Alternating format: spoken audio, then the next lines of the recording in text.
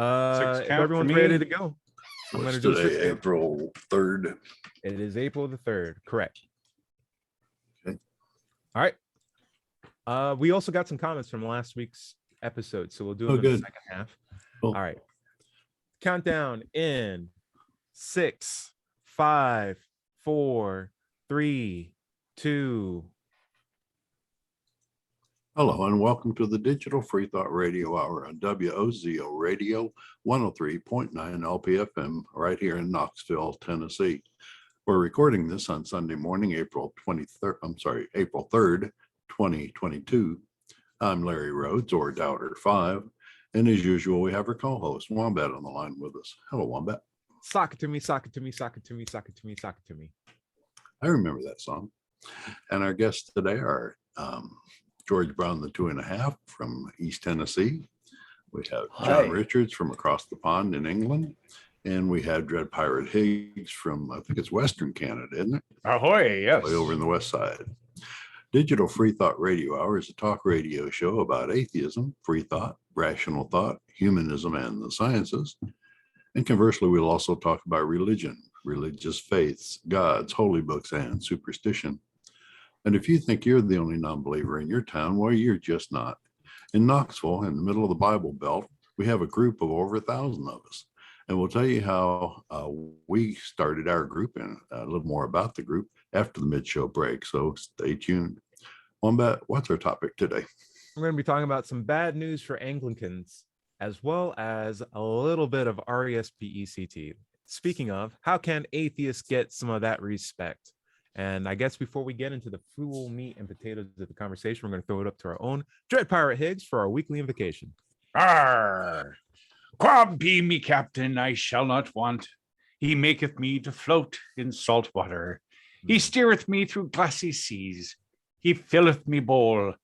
He steereth me through straits of noodliness for goodness sake. Aye, though I sail through the heaving of tempestuous waters, I will fear not sinking.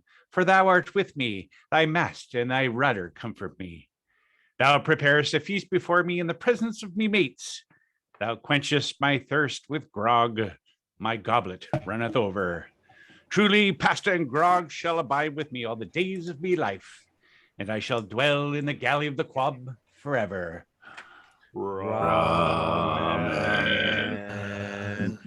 Guys, my fight against gray hairs has finally ended. I think I finally found a gray hair inside my ear, and at that point it's like there's no hope turning back. The battle is lost. You're just accepting them as they come. There's nothing you can do. So there is something you can do. You know what I do? I Talk to me. I claim that I've dyed my head this color, and it's actually called extreme blonde. Right. Okay, so that's great. Hey, listen, I've heard that there's some bad news for the Anglican Church. Maybe you want to talk about that real quick, John, before we delve into our topic? Yeah, well, there's quite a lot of bad news. In fact, if you watched last night's GAN, globally, I sure do. How could you miss that? You would have seen a bit. There's more coming too. It's interesting what's coming up in the near future. But yes, 53% of the Brits over here have been shown to be non-believers, nuns, as you might call them. You know, not the ladies in wimples, but the NONES type of nuns.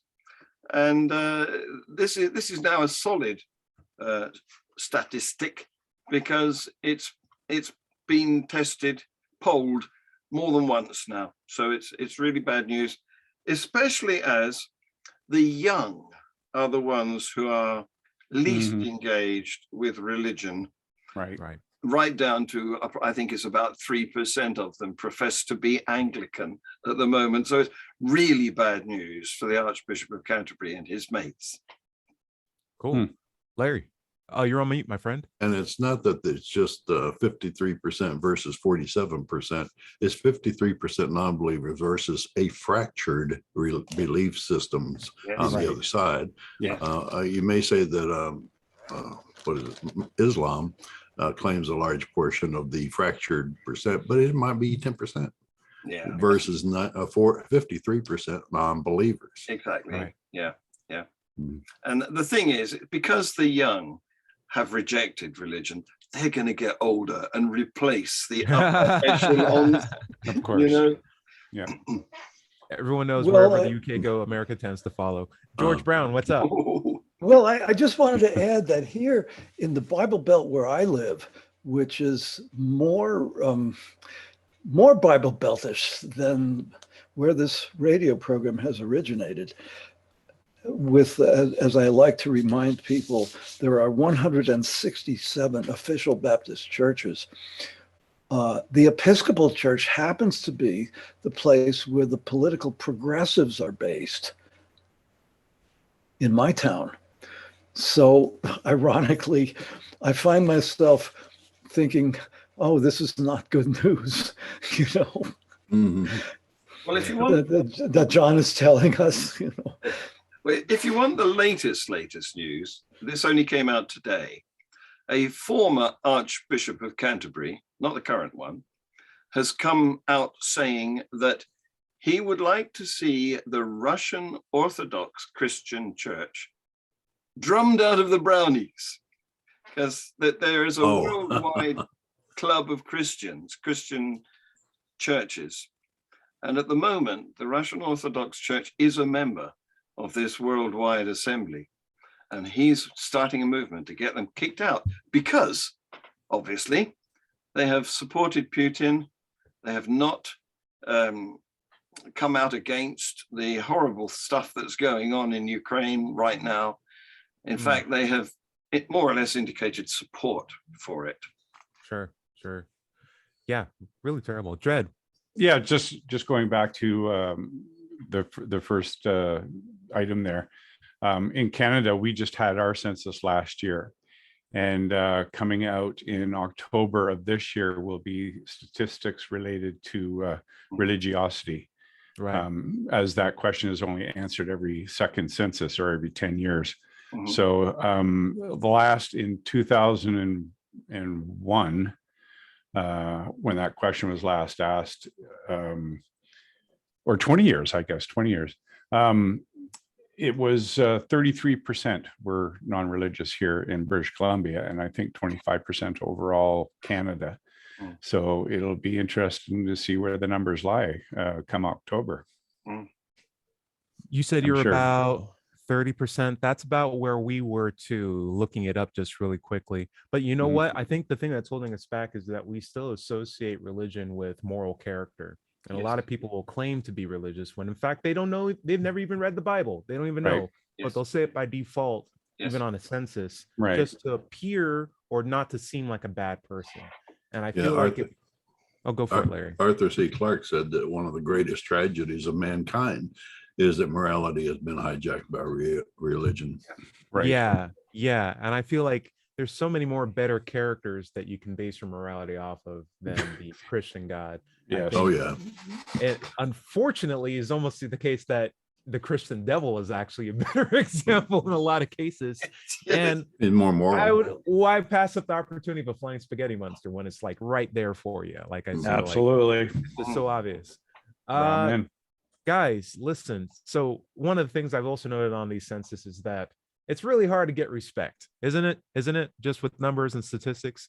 And so I'm finding that, you know, culturally, while it seems to be the case that a lot of people will appeal to religion to seem like a good person, no one appeals to atheism, at least on the grand scale, to demonstrate their morality. And if you were to ask me, one of the coolest ways to demonstrate good character is by showing that I'm not following a strict dogma that has a lot of toxic attitudes against different kinds of people and classism and attitudes towards slavery that are not anti in any sense.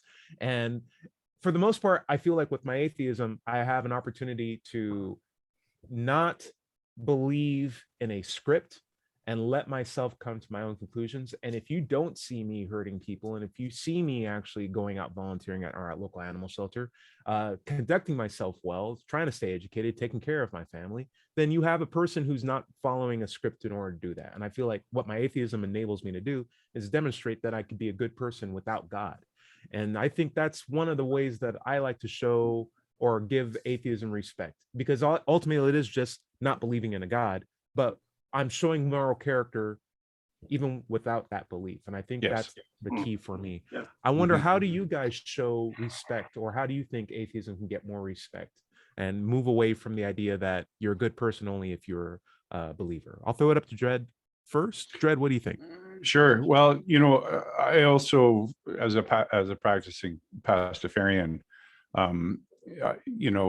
people, I guess, assume in most respects that is the same thing as being an atheist, Mm, which is fine. I don't really care, but it's pretty much like you say, is doing, being an honest person, doing good, being a part of the community, and always making sure you declare you're out, right? Like, right. letting people know. And then when they say, well, because I've had people say, oh, well, why do you hate God? Well, like, what happened to you?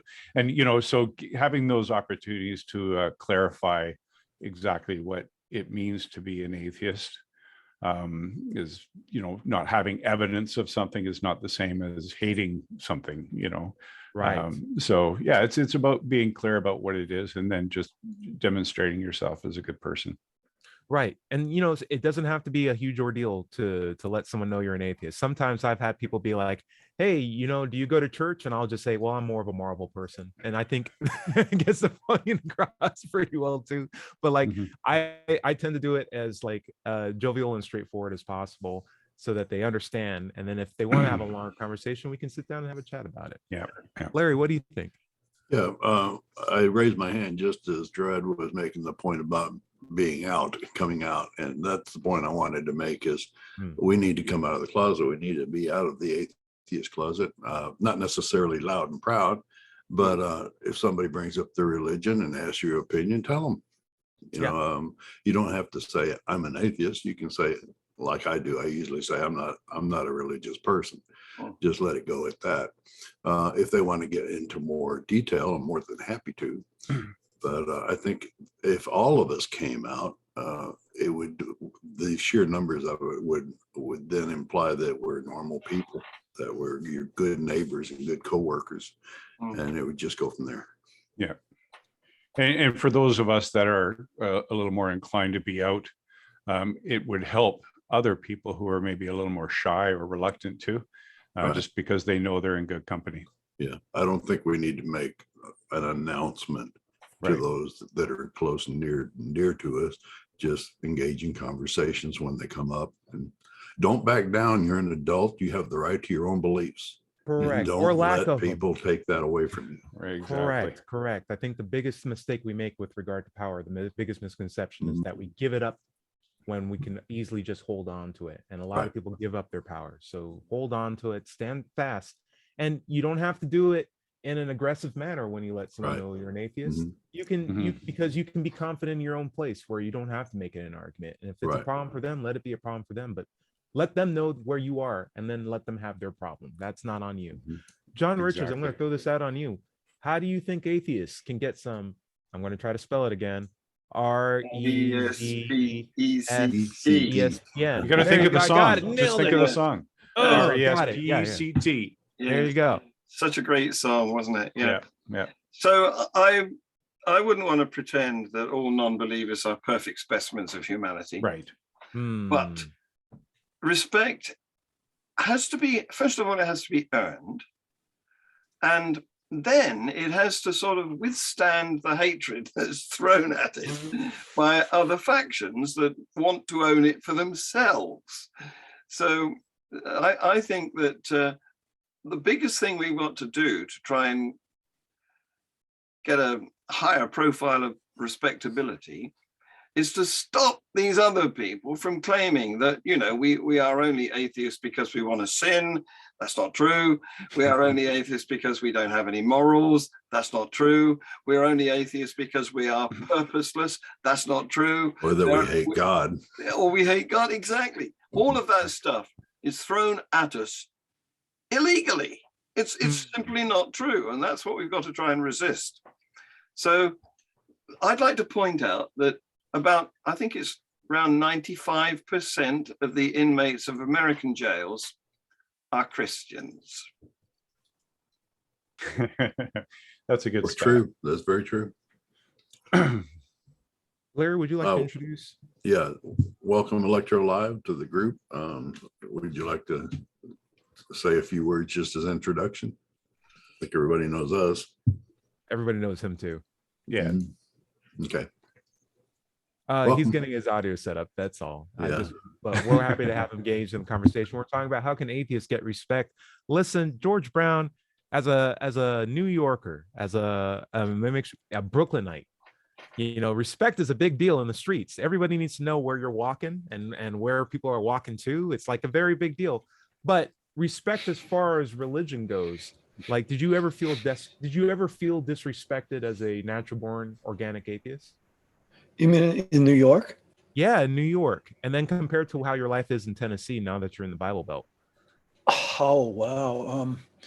You know, in New York growing up, I never gave it a moment's thought, except one day I was walking down Flatbush Avenue and I passed a man who had a little table full of little tiny Bibles. And he had a sign that said, "Free Bible to any Jew who will promise to read it." I thought, what the hell?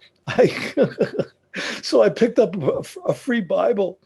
And I mean, that was like my introduction to religion. Wow. In a way. How old were you? I must have been a teenager. Maybe 12, something. Wow. At least that. And so I tried reading the Bible. You know, I thought maybe this will make me feel better about myself, right? So I started trying. I could not read the thing. You know, I kept falling asleep. This has happened every time I try to read the Bible. I can't focus on the thing. So, but about lack of respect, it just it wasn't an issue.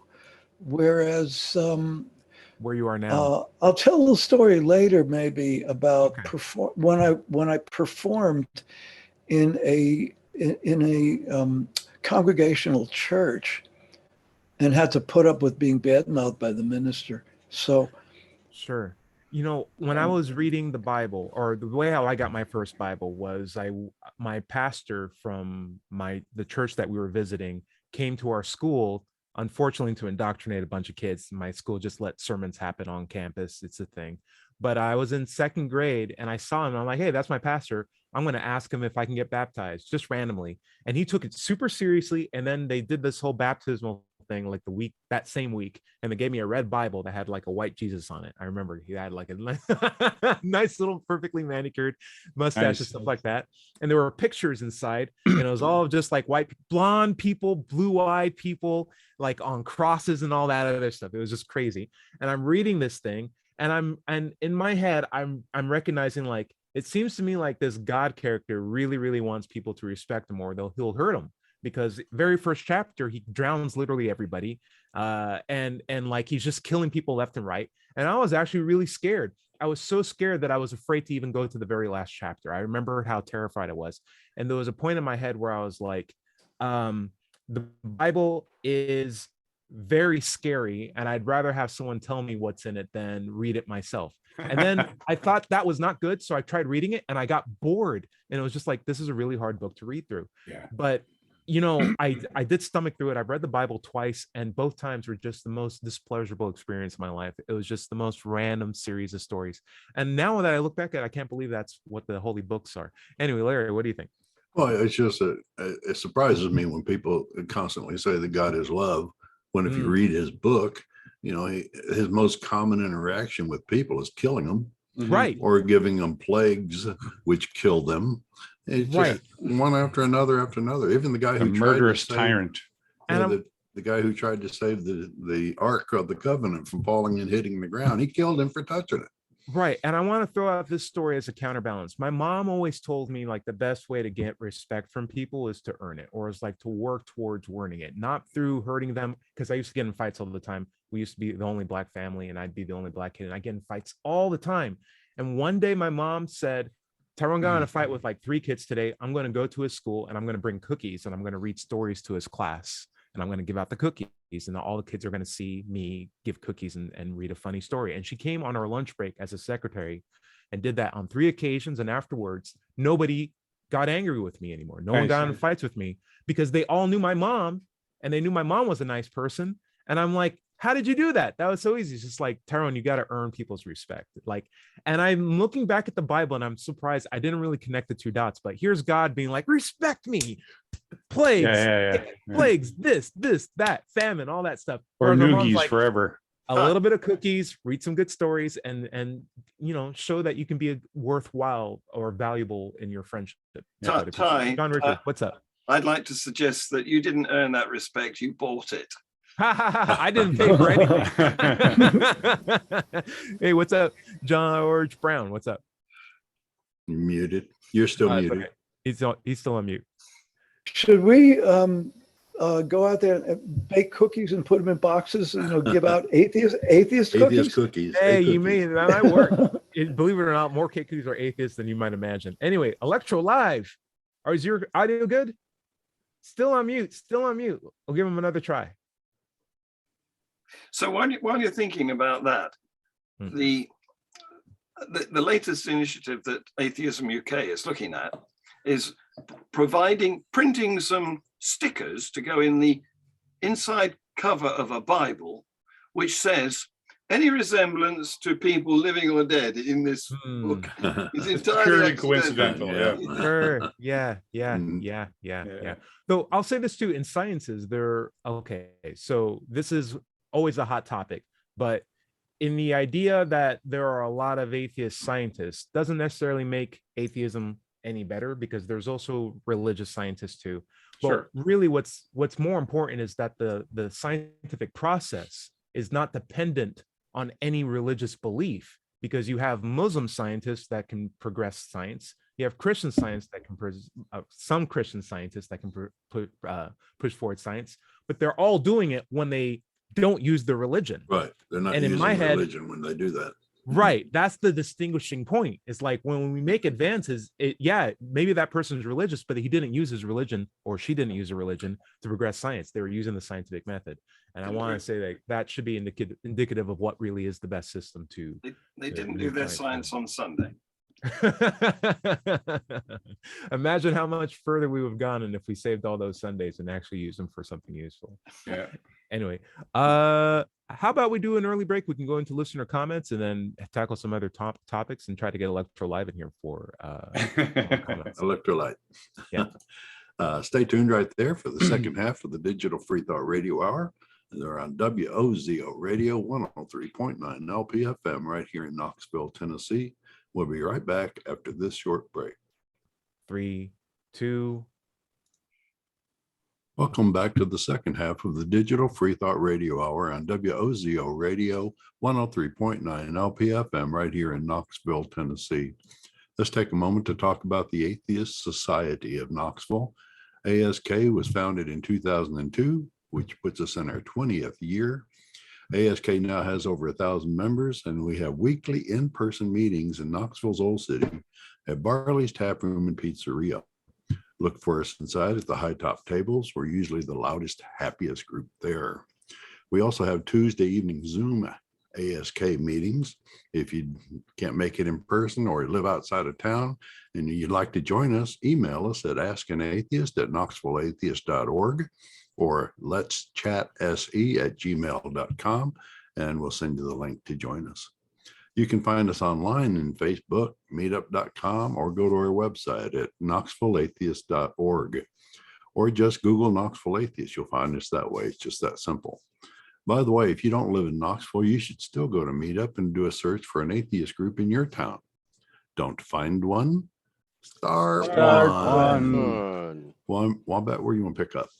I got a nice comment from Dada's Training Room on one of our former episodes. This came from What is Mysticism, which was recorded a few weeks back.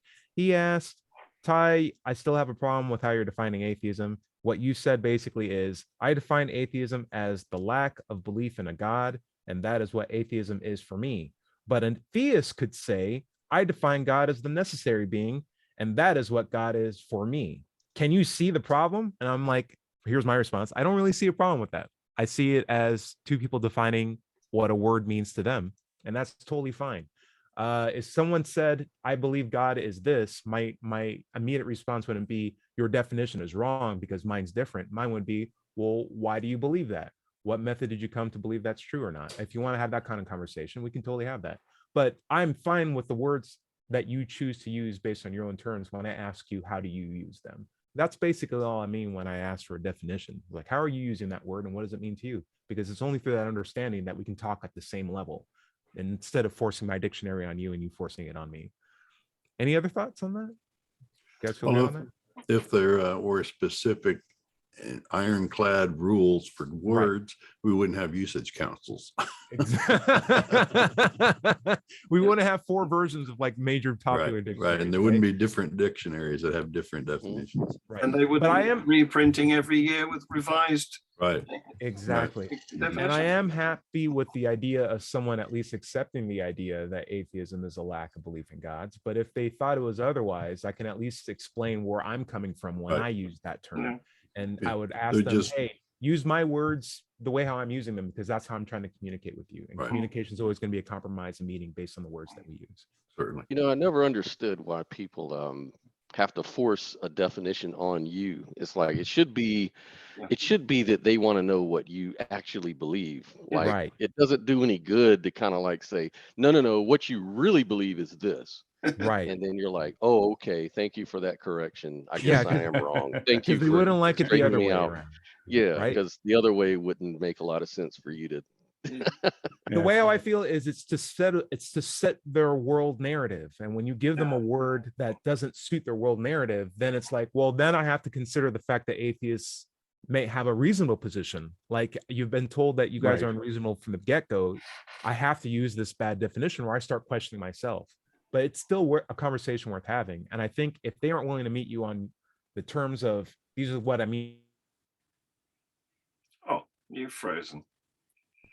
Oh, I'm So- frozen? My bad. It's like a chess game, you know. They're trying to force to a way to win. You know, they're trying to Right. straw man you because they want to Exactly. win an argument. Electro Live, I did want to jump back with you. We're talking about how atheists can get respect. What things do you think atheists can do to get some RESESESESEM? All right, Aretha. Yeah, I don't know. I think kindness goes a long way. You know, just be fair. Well, I don't know. Kindness sounds kind of weird, but just be. I guess for me, I can only speak to my experience. I noticed that if I'm just fair and not argumentative, and I'm just accepting what they tell, like you just said, you know, accept people on their own terms and have a reasonable discussion. Don't call them out of their name or don't bring out irrelevant points to try to win or score some kind of emotional, you know, point in an argument or being petty. I think that goes a long way in winning respect. Yeah, I agree. Setting an example is truly what it is. And when you were leaving the truth, when I say truth, I mean Jehovah's Witnesses, did you employ that, or did you find that it was difficult to get respect once you were out of the kingdom? When I got out of the kingdom, I mean, obviously the other people that I left, the witnesses didn't really respect that. They didn't respect me. Even my ex-wife at the time, she didn't understand, you know, and I lost a lot of respect in her eyes because she thought, oh, you're not being a real Christian man, you know, you're kind of being weak right now and easily fooled. So I think I kind of lost a little respect from them, but I think I gained a lot of respect from my family and people who really cared about me on the other hand, because I actually stood up for what I believed in at the time and still do. Good for you. This isn't the truth and I need to find it elsewhere. Good for you. Good for you. I know when my mom became a Jehovah's Witness, I found that as a great opportunity to let her know I was an atheist without any baggage, because we were both essentially leaving traditional Christianity at the same time. And I was just like, perfect opportunity. But still, I could tell you there was a moment where I was really scared because I knew about Jehovah's Witnesses as a Christian. And I was like, Mom, don't do that. I'm going to lose so much respect. But then I also looked at the religion as a whole because of that and was like, you know what am I doing here? You know, let me just get out too. So yeah. Larry, what's up? Well, I find it funny that he was saying that that once he got out of his religion, the people who really cared for him didn't have that much of a problem with it. But so that kind of not begs the question, but it makes you want to ask what the converse was, that the people in his religion didn't really care for him. And especially once he left it, it was obvious. Right. And I have no problem getting disrespect from people who don't care about me. It's the people I care about that I only care about. Right. George Brown, you had a comment? May I tell a little story? Sure. A number of years ago, I was asked to perform in a congregational church. I have been an oboe player, and I loved playing Bach, and it was an opportunity to play Bach with an organ and a singer, an aria from a cantata, which glorifies, of course, God. And so I was performing. We did a very nice performance. And then the minister got into his sermon in which he badmouthed atheists. So there I was performing in his church, glorifying his God, and he was putting me down. And by the way, I didn't get paid for this, you know. So I naturally felt rather insulted. And so I'm looking at this, you know, we are the butt of constant propaganda, I think. Yep. And so I'm wondering, so that was a lead-in for what I'm going to say. Do we need to start a propaganda campaign of our own to counter the hate speech that we're victimized with? Yeah.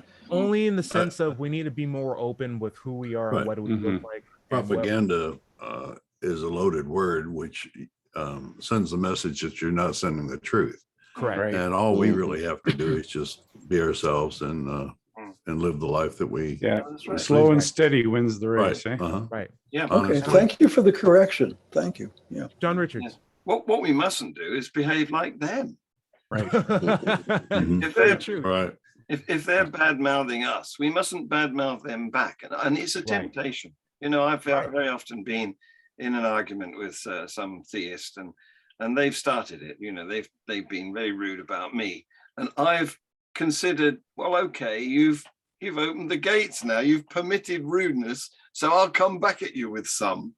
And really, that's not helpful. No. So in the exact same sense, how if your goal is to get respect from people, don't target them with more, you know, what's the right word? Mean words, mean candor, virtual.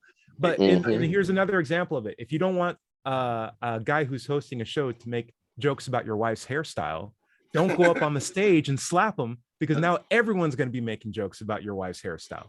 Like, you got to be able to focus and think about things in the long term. It's very, very, you know, it's very reactionary to want to do that. But it looks better on you when you have a BBC channel and there's a pastor who's just speaking poison about atheists, and you're just like, who is this guy? Anyway, what else am I doing with my life? Right. Well, I can do that. I can do that if I'm listening in the car, of course. And nobody. Sure. But I can put this in one sentence. Oh. We can't respect people who are disrespectful. Ooh, very, very cool. Nice. Something I thought about too. Something that I noticed with a lot of religious people, especially Abrahamic sort of religious people like Muslims, Christians, people like that, is they're constantly seem to be trying to prove that they're intellectual, especially the apologist type. Like they want to appeal to a lot of deep philosophy and a lot of logical arguments, and they even have websites like Reasonable Faith, and you know, really they're promoting this idea that, hey, we're not stupid like you think we are. We're reasonable too. We're smart educated.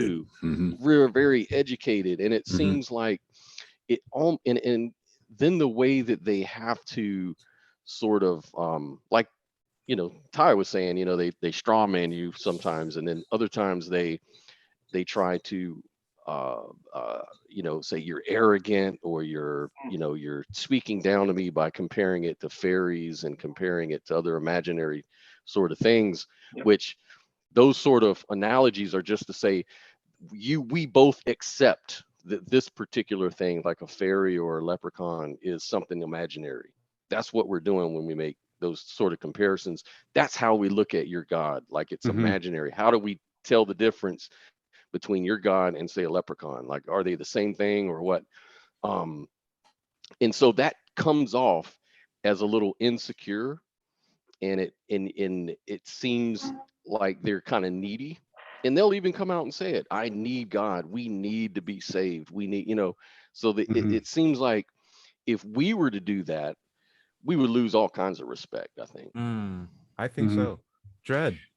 Well, it's interesting. I really like where you were going with that.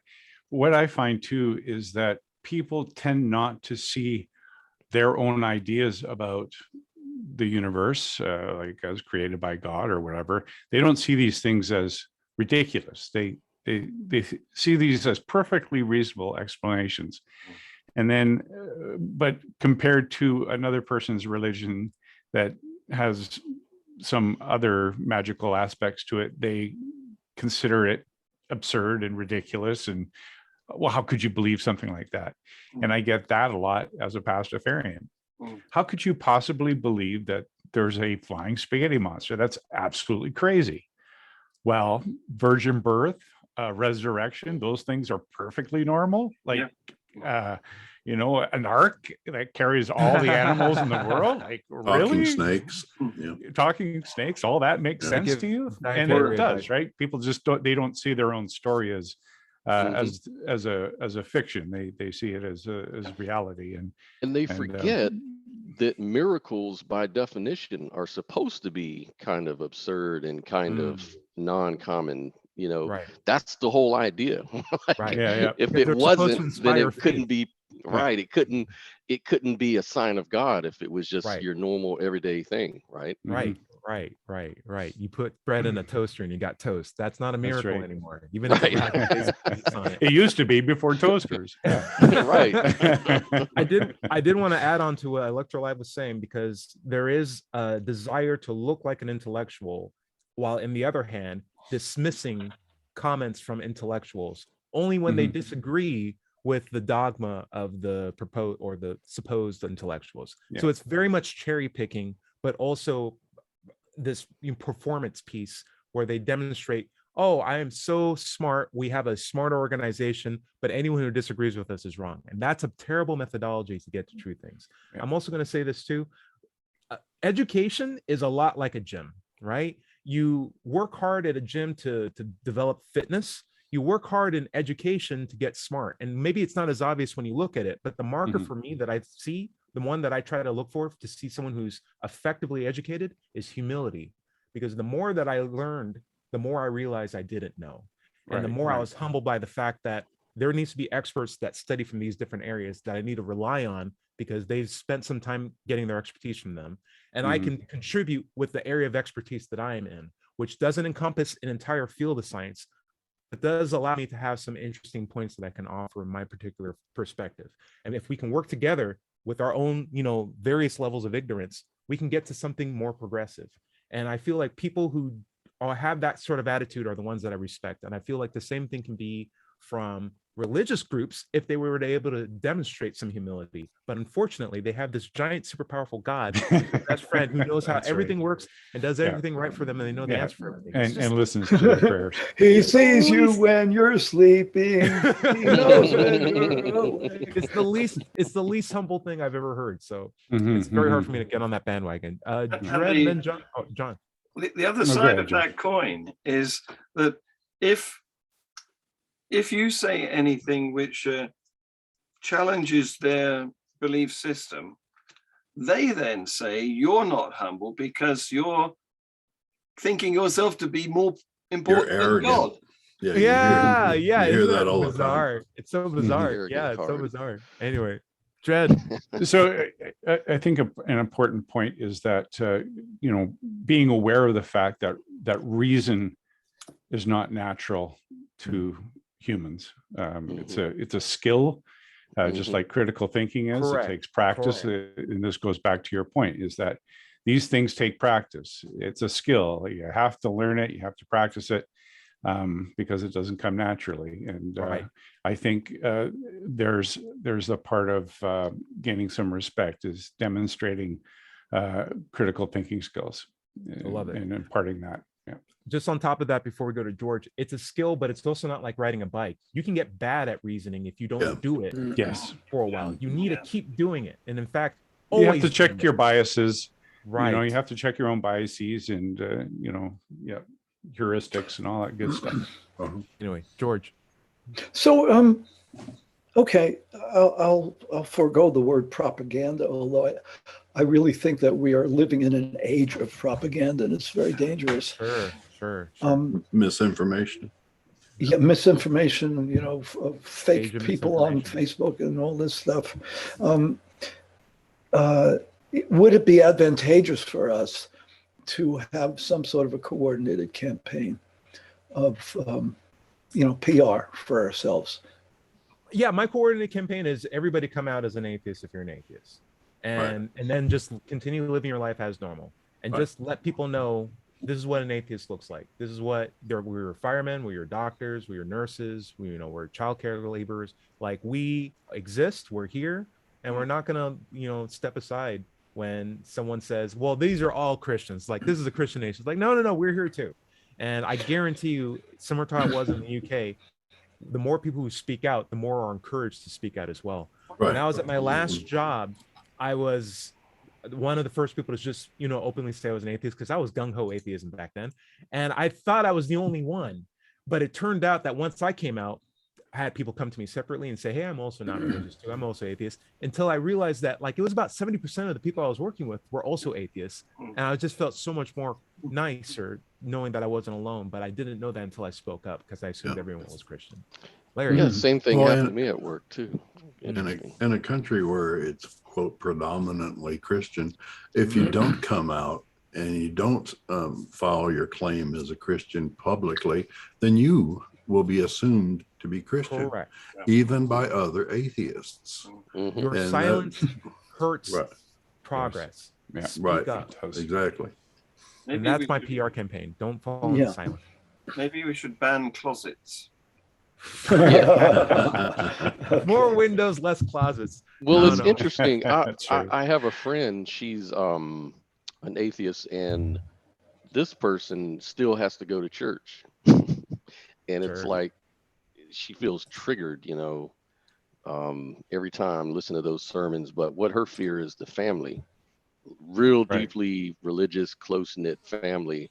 And I think she's been an atheist for like 5 years and still hasn't come out yet, still, and does all these videos and does all these, has her own show, atheist show, part of all these atheist communities, and hasn't been discovered yet, to her surprise. And I guess her thing is, hey, if they find me online doing this, then that might be my out. But I'm scared. Yeah. If she has the opportunity to go to like a Unitarian church, she can still go to church. I don't have a problem with church. I think it's like I said before, it's basically daycare for adults. But what I have a problem is with religious indoctrination. And so like Unitarians actually roll a pretty good, Sunday bash. Sunday assembly, also very good. And those very church-like in its proceedings. So you can find good churches even if you're an atheist. And I don't want to have the word associated with religion all the time. I think like Christians are really good at taking words like chariot, Lord. It's like those words existed before you guys came around. Trust me. I'd rather have nice things belong to just the nice thing bucket rather than be taken by the Christian bucket. And I think let me ask you this. Indoctrination bad. What's up? Let me ask a question. There's another guy, his name is T-Jump, another friend of mine. He's trying to start an atheist church. What do you guys think about that? They already have them. Yeah, we have them. Go for it. Yeah, they already exist. I'm totally cool Sunday Assembly. If you look up Sunday Assembly, you'll see it started in England and pretty much went around the world. There's still a lot of them extant. I went to London. I want to jump in on this because I've been wanting to say something for a couple of minutes. To me, the whole church thing feels artificial, and so I mean personally, I'm saying for me, it's irrelevant, and a waste of energy. But well, your that's my definition own. is wrong. No, see, that's why we don't say that. I just wanted to mention too, I wanted to clear something up that I may have given a misconception during our first half, which is that I never felt any hint of persecution in any way in New York as being an atheist. But I do want to say that New York, in fact, is a majority religious city, mostly Roman Catholic. But I think that because of the great diversity of people, there's a lot of tolerance and a lot of curiosity about everybody else. So that's what I'm saying. In an environment like that, it was just never a concern to me. Sure. But there is a lot of religion. I mean, New York, Brooklyn, in fact, was once known as the city of churches. We have a fear of change as people. And I think what happens is diversity tends to promote or propagate change. And so there are groups that are afraid of diversity because they know change comes with that. It's particularly if they have a very styad point of view. Mm-hmm. And it's part and parcel with a metropolitan lifestyle, where you have a lot of different people coming in with a lot of different ideas, that those people will tend to lose their styad dogmatic points of view and be more open to compromise, tolerance, change, just different groups of people. And that will be more so than people who live in the rural areas of towns and stuff like that. Yeah. And so what I'm hearing, it's just, I mean, it's absolutely necessary to communicate. Is being able to acknowledge and basically put up with other people's ideas about the world, because if you can't acknowledge the differences, there's no way to communicate. And what we have now is the easiest way to communicate, more than we've ever had in any other time or any other generation. And I think that's the key. We don't have to worry about travel anymore. We can now communicate with anyone around the world from a screen or from an earpiece or from our phones that we carry around with us all the time.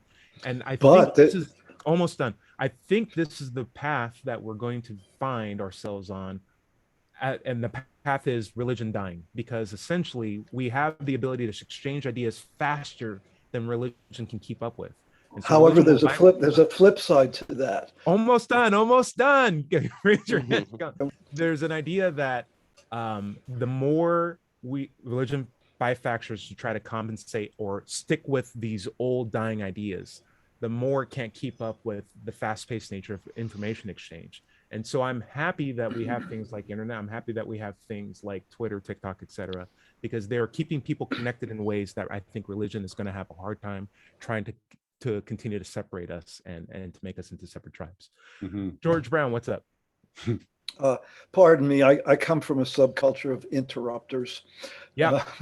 So what I want to say is the flip side to what you just said, which is that on the internet, people will have a tendency to congregate with other people who have exactly the same beliefs that they do.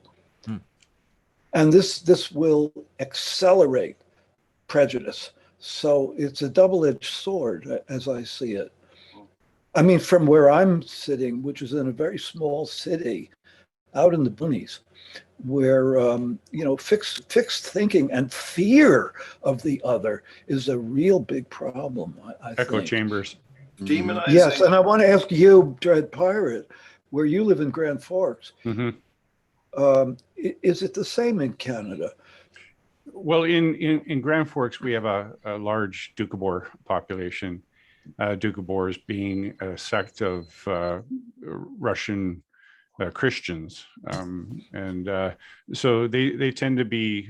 It's a very religious community here, and very Christian. So, yeah, it can be tough. It can be tough. Sure. John Richards, sounded like you had something to say. Yeah. Well, I wanted to pick up on what Electro Live Scott said about Tom Jump wanting to start an atheist church, because I was sort of on the fringes of the origin of the Sunday Assembly organization, because I attended a meeting, a sort of recruitment meeting with a bit of training thrown in which Sanderson Jones and Pippa Evans, the founders of the Sunday Assembly, performed on stage and gave us an example of what we could do to replace church with this secular, non-sectarian service. And it was very good. And I didn't get involved in it because the weakness that they had identified in their own construct was they went out initially and called themselves the Atheist Church. And of course, they hit up against the buffers of this non-appropriate, stereotypical definition of atheism. And that's how it became known as the Sunday Assembly, to get away from that label, that hateful label, which, you know, it's been, the tar has been thrown for such a long time at non-believers. Even before Christianity, there was Gentiles, you know, there was infidels, and all sorts of other victims of the religious. Yeah. So if Tom Jump wants to join, to start a branch of Sunday Assembly, I suggest he gets in touch with Sanderson Jones, because Pippa Evans has moved on. She's now more mainstream comedian singer.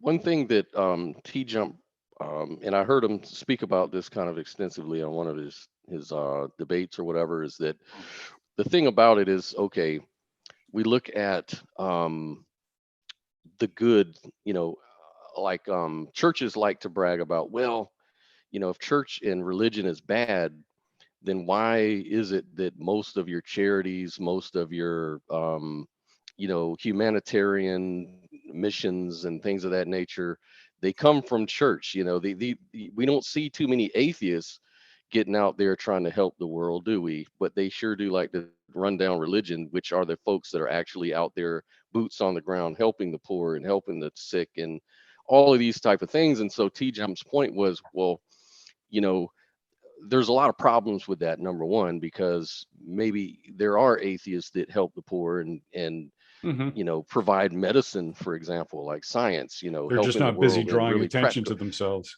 Exactly. But to dispel that whole idea, maybe it would be cool to have an atheist church, so to speak, that provides like low cost housing for people, that does help the community, and then we can have that other part of it too, the social get together, the camaraderie, you know, the entertainment, everything that the churches provide as well. So you have two of those things to match what the religions are doing, and it's all in the name of normalizing atheism. You know? Well, maybe you need that in the US, but here, if you associate a charity with a religion, you're not going to make any money. In fact, a couple of weeks ago, we had what we call a telethon, an evening devoted to raising funds for a good cause. It was called Comic Relief because it starred a lot of comedians who gave their skills free. And you know what? Without a mention of any religion at all, they raised £42 million that night. Wow, that's a lot of calories. That's heavy. Yeah. Dred, do you have any final words?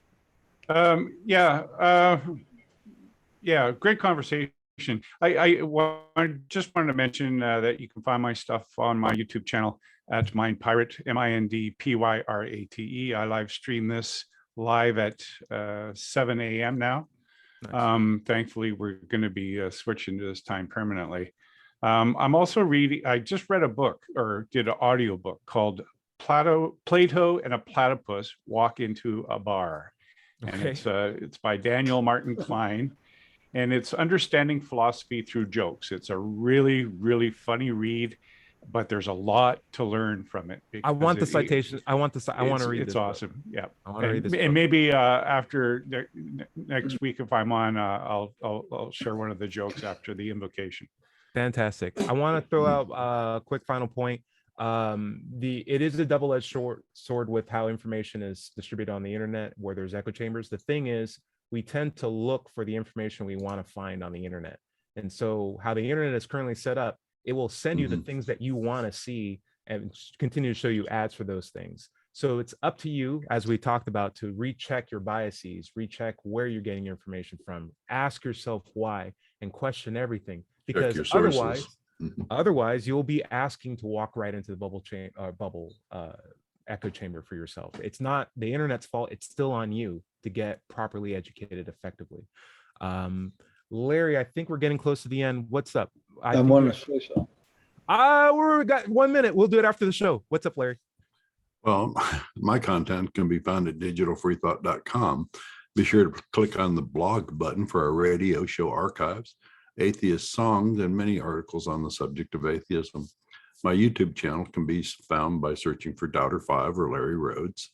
And you can find my book, Atheism, What's It All About, on Amazon.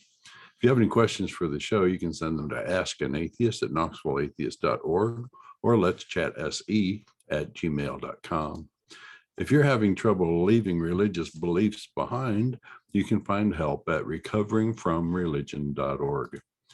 Thank you for joining us on the Digital Free Thought Radio Hour. Remember, you can find this show on Apple iTunes, Pocket Casts, Amazon, and podcasts everywhere. Remember, everybody is going to somebody else's hell. The time to worry about it is when they prove that heavens and hells and souls are real. Until then, don't sweat it. Enjoy your life, and we'll see you next week. Say bye, everybody. Bye, everybody. Bye. Ramen. Cool. That's the show.